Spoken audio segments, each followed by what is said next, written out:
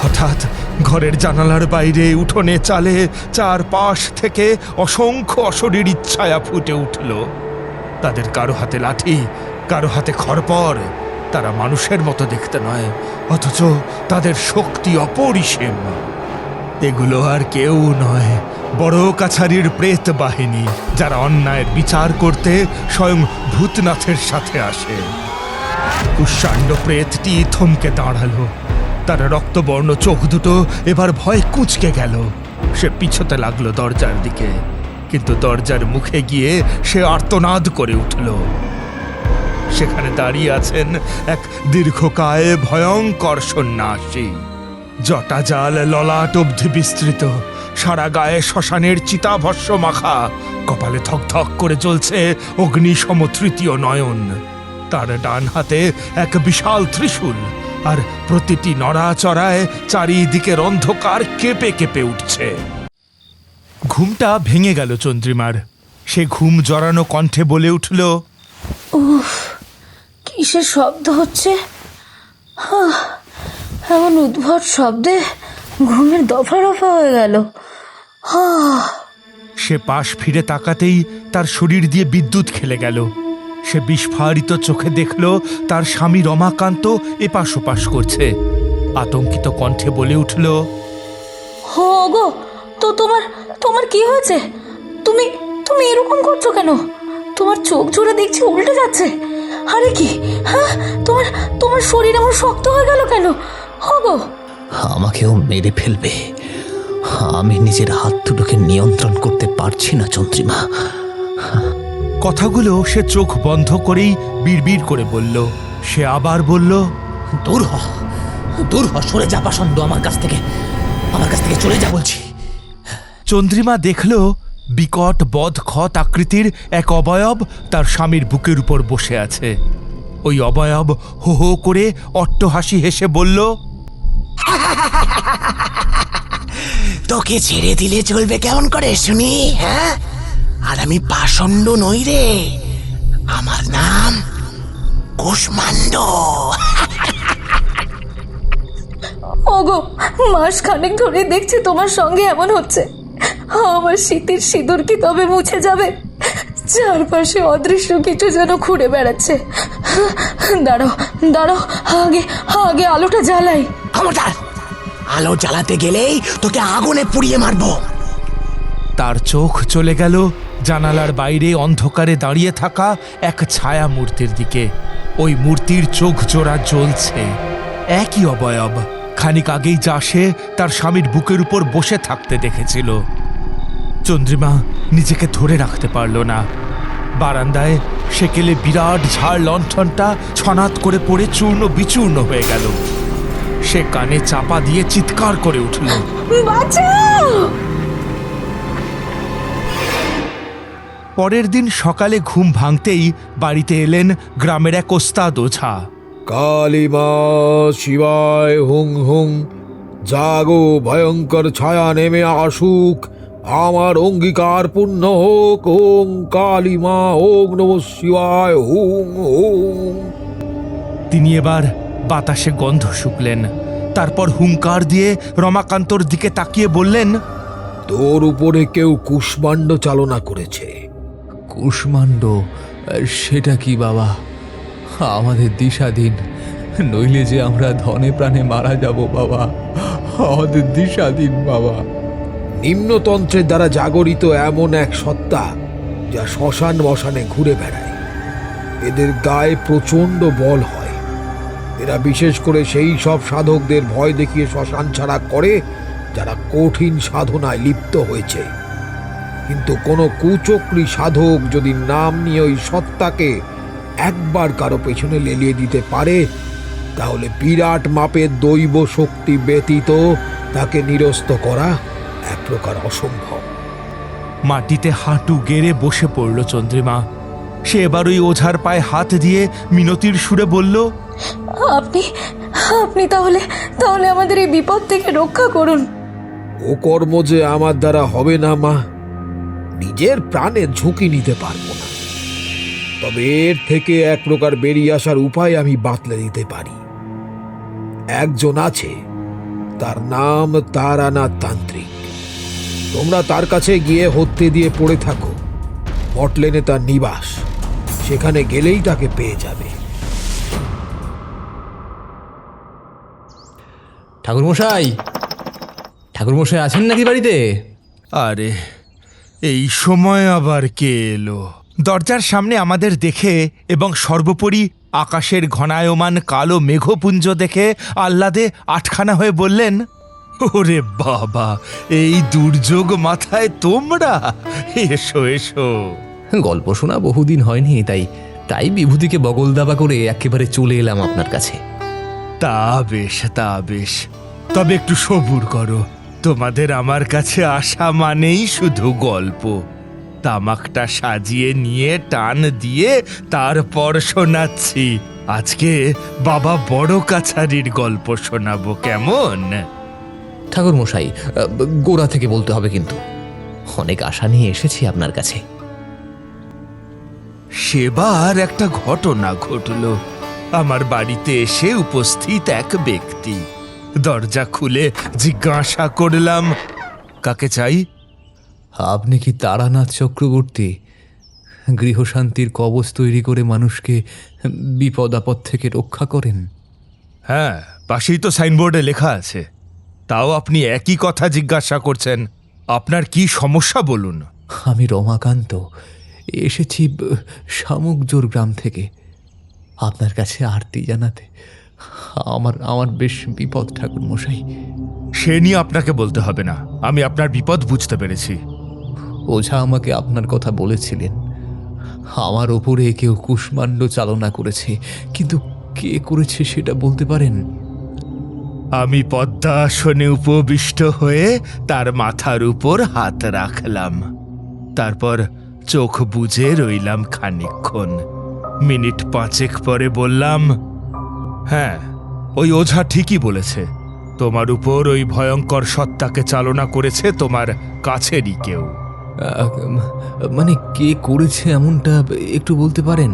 তোমার নিজের ভাই রমানাথ, যে সম্পত্তির লোভে এক পিশাচ সাধকের সাহায্যে কুষ্মাণ্ড প্রেত পাঠিয়েছে। রামনাথ বলছেন কি? না না না না, আপনি মিথ্যে কথা বলছেন। তাকে মা মরে যাওয়ার পরে আমি নিজের সুখ ঐশ্বর্য সব জলাঞ্জলি দিয়ে মানুষ করেছি। তার দাদার প্রতি সে কেমন করে এমন বিদ্বেষ পোষণ করবে? সত্যিটা মেনে নিতে শেখো রমাকান্ত। আমি নিজের ক্ষমতা গুণেই কথাটা বললাম। তোমাকে মিথ্যে ভুজুং ভাজুং দিয়ে আমার 1 পয়সার লাভ নেই। ওইসব লোক ঠকানো ব্যবসা তারানাথ করে না। তাহলে আপনি এর থেকে বাঁচার উপায় আমাকে একটা বের করে দিন ঠাকুরমশাই। কথাটা বলেই সে করকরে টাকার বান্ডিল বের করে সামনে রাখলো। আমি ওসব দেখে মৃদু হেসে বললাম, এসব প্রলোভন আমাকে দেখিয়ে কোনো লাভ নেই। আমি সর্বশক্তিমান ঈশ্বরকে ভরসা করেই মানুষকে বিপদ থেকে রক্ষা করি। সর্বশক্তিমানের কাছে ক্রমাগত অশ্রুধারা বইয়ে দিতে পারলেই তিনি রক্ষা করেন। যেমন একজন মা তার শিশুকে 2 হাত দিয়ে আঁকড়ে ধরেন, ঠিক তেমনি। যাই হোক, তোমাকে যেটা বলছিলাম, এই শক্তি আমি কাটান দিয়ে ভাঙতে পারি, কিন্তু এর বিচার হবে অন্য জায়গায়। কোথায় ঠাকুরমশাই?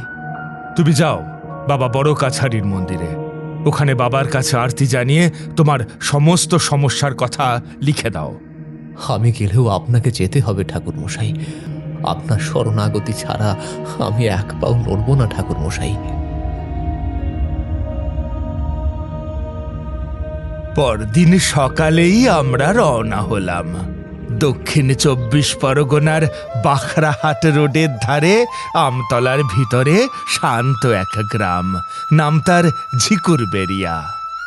লোকমুখে শুনেছি এই গ্রামেই বিরাজ করছেন দক্ষিণ 24 পরগনার 2য় বৃহত্তম তীর্থ বাবা বড় কাছারি। পথ চলতে চলতে রমাকান্তকে বললাম, রমাকান্ত, যে জায়গায় আমরা যাচ্ছি সেটা কোনো সাধারণ মন্দির নয়। বহুকাল আগে যখন এই অঞ্চল সাবর্ণ রায় চৌধুরীদের তালুক ছিল, তখন এখানে ছিল এক ভয়ঙ্কর শ্মশান। জনশ্রুতি আছে স্বয়ং ভূতনাথ এখানে বিচার সভা বসাতেন। সেই থেকেই এর নাম হয়েছিল ভূত কাছারি। কালক্রমে সেই শিবের বিচার সভাই লোকমুখে বড় কাছারি নামে প্রসিদ্ধ লাভ করে। কথিত আছে এক বাক সিদ্ধ সাধু এই শ্মশানে আশ্রয় নিয়েছিলেন। তাঁর প্রয়াণের পর ভক্তরা তাকে এখানেই সমাধিস্থ করেন। অলৌকিকভাবে সেই সমাধিক্ষেত্র থেকেই এক অশ্বত্থ গাছ জন্ম নেয়, যাকে সবাই ওই সাধুর প্রতিমূর্তি বলে বিশ্বাস করে। আমরা যখন ঝিকুরবেরিয়া পৌঁছলাম, দেখলাম এক অদ্ভুত শান্ত অথচ গাম্ভীর্যপূর্ণ পরিবেশ। এককালে যে শ্মশান জঙ্গল ছিল, আজ তা জনপথে রূপ নিয়েছে, কিন্তু ভক্তদের বিশ্বাস আজও অমলিন। মন্দিরের সামনে যেতেই চোখে পড়ল এক বিশাল অশ্বত্থ গাছ, যা বর্তমানে মন্দিরের রূপ নিয়েছে। গাছের গায়ে হাজার হাজার ছোট ছোট কাগজের চিরকুট বাঁধা। আমি রমাকান্তকে ইশারা করে বললাম, দেখো রমাকান্ত, এই সেই দরবার। এখানে মানুষ তাদের দুঃখ কষ্টের কথা কাগজে লিখে বাবার চরণে সঁপে দেয়। বড় কাছারি বাবা কারো আরতি বৃথা যেতে দেন না। আজও লোকে বিশ্বাস করে গভীর রাতে এখানে মহাদেবের বিচার সভা বসে। রমাকান্ত ভক্তি ভরে প্রণাম করল। তার চোখে তখন জল, কিন্তু মনে অটল বিশ্বাস। মন্দিরের সামনে সারি সারি ছোট ছোট দোকান। ধূপ ধুনো আর বেলপাতার গন্ধে বাতাস ভারী হয়ে আছে। আমি রমাকান্তকে নিয়ে একটা দোকানে গিয়ে দাঁড়ালাম। দোকানদার একটি মাটির থালায় সিঁদুর মাখানো নারকেল, ধূপ আর ফুল দিয়ে সাজানো পুজোর ডালা এগিয়ে দিল। আমি নিচু স্বরে বললাম, রমাকান্ত, একটা সাদা কাগজ আর কলম চেয়ে নাও। তোমার যা প্রার্থনা এখানে লিখে ফেলো। রমাকান্তের হাত কাঁপছিল। ডালার সাথে দেওয়া কাগজ কলম বের করে সে থরথর করে কাঁপতে থাকা হাতে গোটা গোটা অক্ষরে লিখল, বাবা, বাবা, আমি বড় বিপদে পড়েছি বাবা। বড় একা আমি। নিজের ভাই আমার প্রাণ নিতে চায় বাবা। বাবা, এই অন্যায় তুমি বিচার করো, বিচার করো বাবা। কাগজটা সে একটি লাল সুতো দিয়ে সেই বিশাল অশ্বত্থ গাছের ডালে বেঁধে দিল। তারপর শিবলিঙ্গের সামনে ডালাটি সঁপে দিয়ে দু চোখ বুজে অনেকক্ষণ প্রণাম করল। ওর দু গাল বেয়ে তখন অশ্রুধারা নামছে। আমি ওর কাঁধে হাত রেখে বললাম, চলো রমাকান্ত, আরজি জমা পড়ে গেছে। এবার বিচার হবে ভূতনাথের দরবারে। আমরা যখন গ্রামে ফিরলাম তখন বিকেল গড়িয়ে সন্ধ্যা নেমেছে। রমাকান্ত আর আমি তার বাড়িতেই থেকে গেলাম, কিন্তু মনের কোণে একটা অস্বস্তি দানা বাঁধছিল।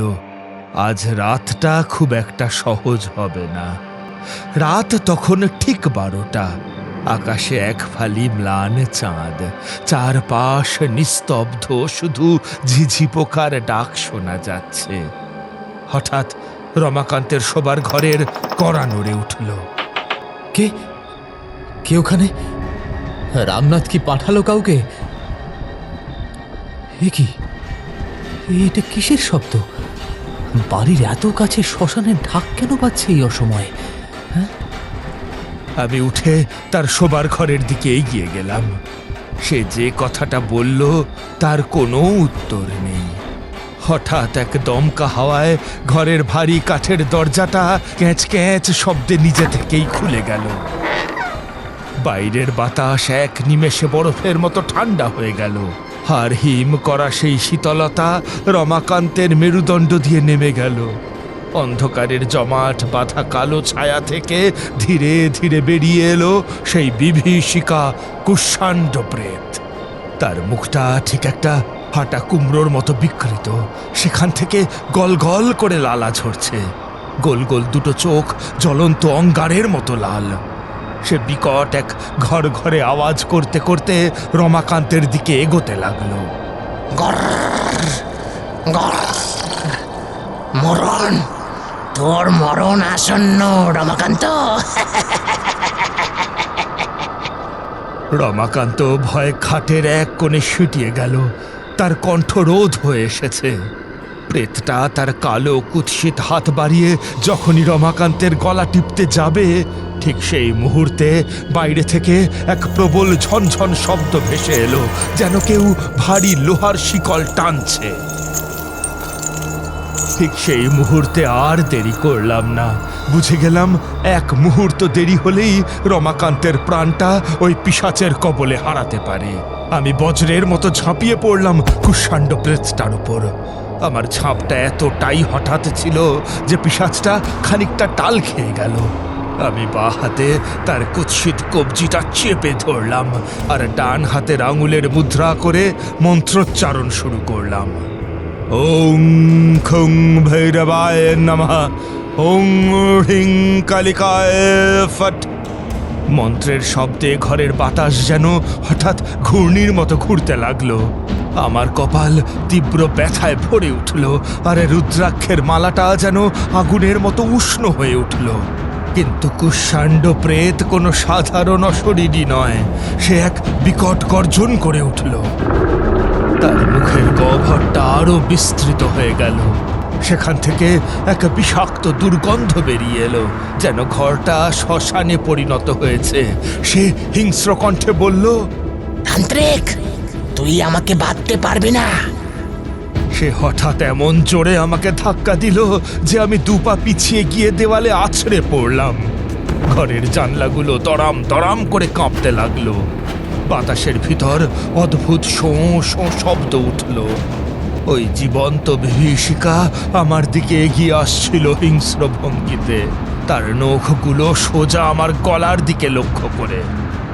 আমি এক মুহূর্তের মধ্যে মেঝে থেকে উঠে দাঁড়ালাম এবং নিজেকে ঘিরে এক অদৃশ্য বৃত্ত এঁকে ফেললাম। উচ্চস্বরে বাবা বড় কাছারিকে উদ্দেশ্য করে জপ শুরু করলাম। ওং বড় কাছারি ভৈরবায় নমঃ, দুষ্ট প্রেত দমন করো স্তম্ভয় স্তম্ভয় ফট। হঠাৎ ঘরের জানালার বাইরে উঠোনে চালে চারপাশ থেকে অসংখ্য অশরীরী ছায়া ফুটে উঠল।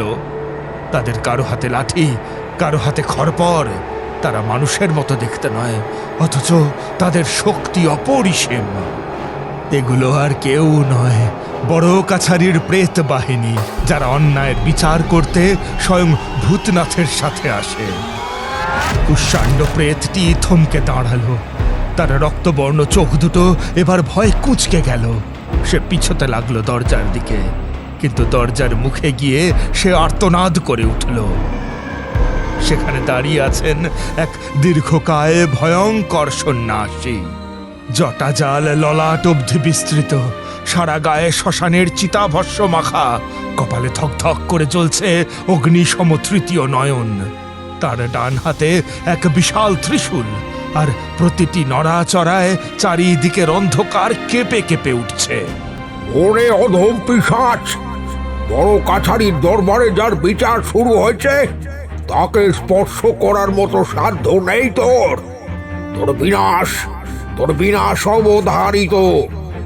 সন্ন্যাসী তার হাতের সেই প্রকাণ্ড ত্রিশূলটি শূন্যে তুললেন। এক মুহূর্তের জন্য মনে হলো সারা ঘরে কোনো এক অলৌকিক বিদ্যুৎ ছটা চকমক করে উঠল। তারপর এক প্রবল হুঙ্কারে তিনি ত্রিশূলটি কুষ্মাণ্ড প্রেতের দিকে ছুঁড়ে দিলেন। ত্রিশূলটি যেন আগুনের গোলার মতো বিদ্যুৎ গতিতে গিয়ে বিদ্ধ হলো সেই বিভৎস প্রেতটার বুকের মাঝখানে। ও জ্বলে গেলাম, মুক্তি দাও ঠাকুর মশাই, মুক্তি দাও। প্রেতটি আগুনের পিণ্ডের মতো মেঝের উপর আছাড়ি পাছাড়ি খেতে লাগলো। পরক্ষণেই এক তীব্র লাল শিখা দাউ দাউ করে জ্বলে উঠল এবং চোখের পলকে সেই পিশাচ সত্তা ছাই হয়ে বাতাসে মিলিয়ে গেল। ভৈরব সন্ন্যাসী একবার স্থির দৃষ্টিতে আমাদের দিকে তাকালেন, তারপর তার প্রেত বাহিনী সহ অন্ধকারের মধ্যেই বিলীন হয়ে গেলেন।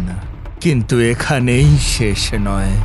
বড় কাছারির ক্রোধ যে একবার জাগ্রত হয় তা অপরাধীকে শাস্তি না দিয়ে শান্ত হয় না। ওই রাতেই বিচার শুরু হলো অন্য প্রান্তে রমানাথের অট্টালিকায়। আমি সেই বিপদ মনে মনে আন্দাজ করেছিলাম, তাই একান্তে ধ্যানে বসে চন্দ্র দর্শন করে সব কিছু দেখতে লাগলাম। মাঝরাতে রমানাথের ঘরের ভারী দরজাগুলো দরাম দরাম করে নিজের থেকেই খুলে যেতে লাগলো।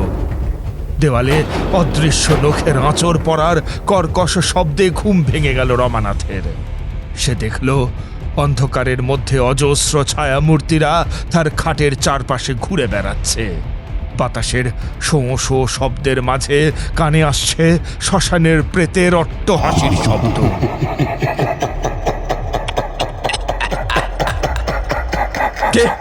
কে আছিস? ওরে আলো জ্বাল, কি আমার ঘর দৌড় তছনছ করছে। রমানাথের স্ত্রী আর সন্তানেরা হঠাৎ করেই জ্বরে অচৈতন্য হয়ে পড়ল। রমানাথ পালানোর চেষ্টা করতেই অশরীরী এক ধাক্কায় তাকে মেঝের উপর আছড়ে ফেলল। ওর মুখ দিয়ে গল গল করে কালো রক্ত বেরিয়ে এলো। সে বুঝল যে শয়তানকে সে ডেকেছিল সে আজ তারই প্রাণ ওলট পালট করতে এসেছে।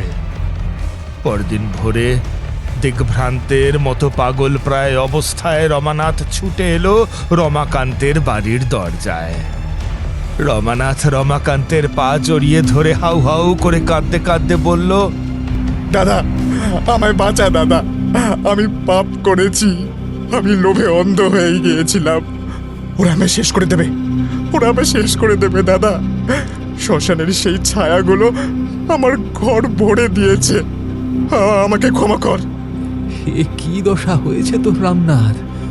তোর মুখ দিয়ে রক্ত পড়ছে কেন রে? বাড়ির সবাই কেমন আছে? কেউ ভালো নেই দাদা। এক তান্ত্রিকের বুদ্ধিতে তোকে মারতে গিয়েছিলাম, আজ সেই অভিশাপ আমার ঘরে ঢুকেছে। ঠাকুর মশাই, আপনি বাঁচান, আপনি ছাড়া আর কেউ রক্ষা করতে পারবে না। আমি স্থির হয়ে বসে রমানাথের দিকে তাকালাম। ওর চোখের মণিতে তখনও বড় কাছারির সেই ভয়ঙ্কর অনুচরদের প্রতিচ্ছবি আমি দেখতে পাচ্ছিলাম। আমি গম্ভীর স্বরে বললাম, রমানাথ, তুমি শুধু রমাকান্তের ওপর আঘাত করনি, তুমি বড় কাছারির দরবারে মিথ্যাচারের পরিচয় দিয়েছ। বাবার প্রেত বাহিনী একবার যার পিছু নেয় তাকে জমের দুয়ার অবধি পৌঁছে দিয়েই ফেরে। তোমার ক্ষমা আমার কাছে নয়, ওই বিচারকের চরণে। সেই রাতে আমি শ্রান্ত হয়ে যখন চোখ বুঝলাম, তন্দ্রার ঘোরে এক অদ্ভুত স্বপ্ন দেখলাম সেই ঝিকুরবেরিয়ার বিশাল অশ্বত্থ গাছটি, চারপাশটা ঘন কুয়াশায় ঢাকা। গাছের তলায় সেই জ্যোতির্ময় সন্ন্যাসী বসে আছেন।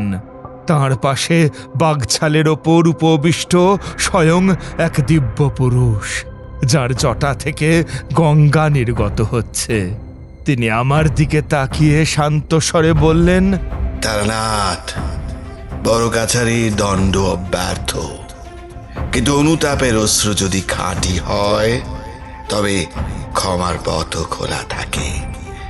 আমার মন্দিরের ঠিক পেছনে ঘন পাহাড়ি ঝোপের আড়ালে এক প্রাচীন গুহা আছে।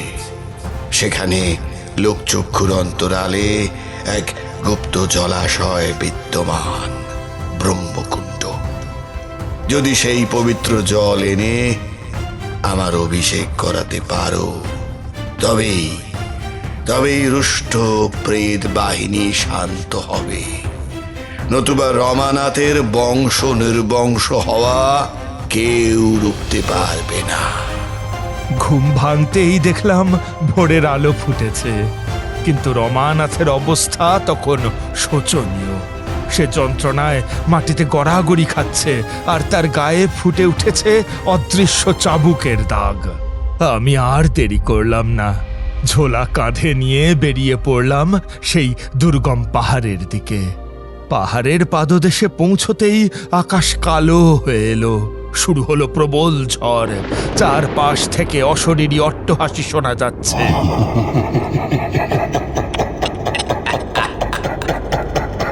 যেতে দেব না তারানাথ, তুই আমাদের গ্রাস কেড়ে নিচ্ছিস। ওই জলাশয়ের জল তুই স্পর্শ করতে পারবি না। হঠাৎ দেখলাম শত শত কালো সাপ লতা গুল্মের মতো আমার পথ আগলে দাঁড়িয়েছে। তাদের হিস হিস শব্দে কান ফেটে যাচ্ছে। আমি হাতের রুদ্রাক্ষের মালা শক্ত করে ধরে জপ শুরু করলাম। ওং তৎপুরুষায় বিদ্মহে মহাদেবায় ধীমহি তন্ন রুদ্র প্রচোদয়াৎ। সরে যা প্রেতের দল, ভূতনাথের আজ্ঞায় আমি চলেছি, তোদের সাধ্য নেই আমাকে আটকাবার। এক অলৌকিক তেজ আমার চারপাশে ঘিরে ফেলল, সাপগুলো ছিটকে সরে গেল। আমি পৌঁছে গেলাম সেই নিবিড় ঝোপের কাছে। কাঁটা ঝোপ চিরে এগোতেই দেখলাম এক অন্ধকার গুহা মুখ। ভিতরে ঢুকতেই এক অদ্ভুত হিম শীতল হাওয়া আমাকে অভ্যর্থনা জানালো। গুহার ভিতরটা খুটখুটে অন্ধকার, কিন্তু আশ্চর্যের বিষয়, প্রতি পদক্ষেপে আমার পায়ের নিচের মাটি যেন কেঁপে উঠছে।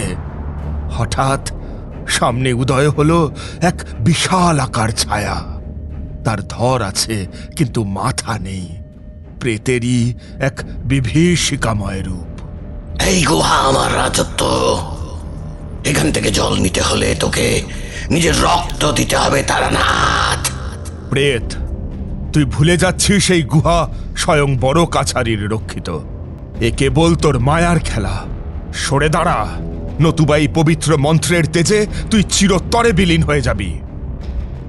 আমার ঝোলা থেকে এক মুঠো বিভূতি নিয়ে ছুঁড়ে দিলাম সেই ছায়ার উপর। সঙ্গে সঙ্গে এক আর্তনাদ করে ছায়াটি মিলিয়ে গেল। গুহার একদম শেষে পাথরের খাঁজ চুইয়ে পড়ছে টলটলে স্ফটিকের মতো জল, যা একটি ছোট কুণ্ডে জমা হয়েছে। গুহার ভিতরটা এক মায়াবী নীল আলোয় ভরে উঠল। আমি কম্পিত হাতে কমণ্ডলু ভরে সেই জল নিলাম। মনে হলো সেই জলে ব্রহ্মাণ্ডের সমস্ত শান্তি মিশে আছে। যখন গুহা থেকে বেরিয়ে এলাম, দেখলাম ঝড় থেমে গেছে, প্রকৃতি শান্ত। কিন্তু বড় কাছারির মন্দিরে ফিরে আসতেই দেখলাম রমানাথ মৃতপ্রায়, তার শরীর নীল হয়ে গেছে। ঠাকুর মশাই, তাড়াতাড়ি করুন ঠাকুর মশাই, রামনাথ তার শ্বাস নিতে পারছে না। চারিদিকে সেই ছায়াগুলো ওকে ঘিরে ধরেছে ঠাকুর মশাই, তাড়াতাড়ি করুন ঠাকুর মশাই। রমাকান্ত, ধৈর্য ধরো, বাবার ইচ্ছে ছাড়া একটা পাতাও নড়ে না। আজ বড় কাছারির দরবারে চূড়ান্ত বিচারের ক্ষণ উপস্থিত। আমি কাঁপতে থাকা হাতে কমণ্ডলুটা শিবলিঙ্গের উপর উপুর করে দিলাম। সেই শীতল স্বচ্ছ জল লিঙ্গের মাথায় স্পর্শ করতেই সারা মন্দির থরথর করে কেঁপে উঠল। পাথরের দেওয়াল থেকে যেন এক অলৌকিক গম্ভীর ধ্বনি প্রতিধ্বনিত হতে লাগলো। ওম নমঃ শিবায়। মুহূর্তের মধ্যে মন্দিরের চারপাশের অন্ধকার চিরে বিদ্যুতের মতো তেজ বেরোতে শুরু করলো। সেই পবিত্র অভিষেক হতেই চারপাশের বাতাসে শ্মশানের প্রেতদের বুক ফাটা আর্তনাদ শোনা গেল। শান্তি, মুক্তি, কিন্তু বিচার এখন অসম্পূর্ণ। যে অপরাধী তার ঠাঁই আমাদেরই দলে। আমি রমানাথের দিকে তাকালাম, দেখলাম তার নীল হয়ে যাওয়া শরীরটা মেঝের উপর আছাড়ি পাছাড়ি খাচ্ছে। কিন্তু আশ্চর্যের বিষয়ে তার চোখের সেই হিংস্র ভয়টা এক অদ্ভুত শূন্যতায় বদলে গেল। সে যেন তাকিয়ে আছে কোনো এক অদৃশ্য জগতের দিকে। দাদা, ঠাকুর মশাই, ওরা আসছে। ওই তো সেই বাবার দূত সন্ন্যাসী আমায় হাতছানি দিচ্ছে। বাবা আমায় ক্ষমা করেননি, আমায় নিয়ে যাচ্ছে। বাঁচান, বাঁচান। রমাকান্ত ভাইয়ের হাত ধরতে গিয়েও এক অদৃশ্য দেওয়ালে বাধা পেয়ে বলল, রামনাথ, যাস নে ভাই, ঠাকুর মশাই কিছু একটা করুন ঠাকুর মশাই, অভিষেক তো হয়ে গেল, তবে তবে কেন এমন হচ্ছে? রমাকান্ত, বড় কাছারির দরবার মানুষের আদালতের মতো নয়। এখানে পাপীদের দণ্ড কেবল রোগ বা মৃত্যুতে শেষ হয় না, ভাগ্য এখানে কর্মের সাথে জড়ানো। রমানাথ তান্ত্রিকের সাহায্য নিয়ে যে নরককুণ্ড উন্মুক্ত করেছিল তার মাসুল তাকে দিতেই হবে। ওই দেখো, আমরা স্তম্ভিত হয়ে দেখলাম মন্দিরের খোলা দরজার সামনে অসংখ্য অশরীরী মূর্তির উদয় হলো। তাদের মাঝখান থেকে এক জোড়া দীর্ঘ হাত এগিয়ে এসে রমানাথের ছায়াকে যেন জাপটে ধরল। কোনো শারীরিক টান নয়, বরং এক আদিম আকর্ষণে রমানাথের প্রাণহীন দেহটা এক পাশে পড়ে রইল, আর তার অশরীরী সত্তাটি সেই প্রেত বাহিনীর মাঝে গিয়ে দাঁড়ালো। এক মুহূর্তের জন্য মনে হলো সেই দীর্ঘকায় ভৈরব সন্ন্যাসী রমানাথের সেই ছায়ামূর্তির কাঁধে হাত রাখলেন। তারপর ধীরে ধীরে পুরো বাহিনীটা অমাবস্যার ঘন কুয়াশার মধ্যে বিলীন হয়ে গেল। মন্দিরে তখন শুধু প্রদীপের টিমটিমে আলো আর রমাকান্তের বুক ফাটানো কান্নার শব্দ।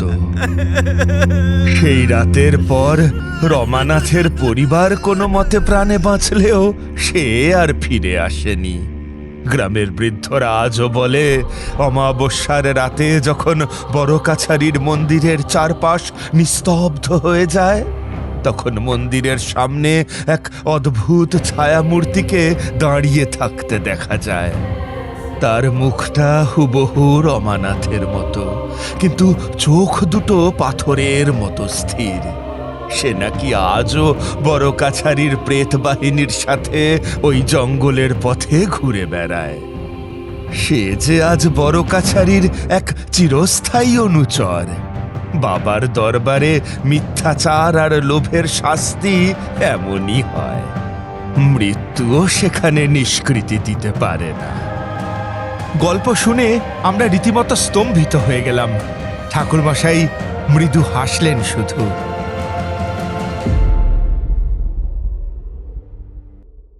আমাদের এই গল্প যদি আপনাদের ভালো লেগে থাকে তাহলে অবশ্যই লাইক করবেন এবং শেয়ার করবেন।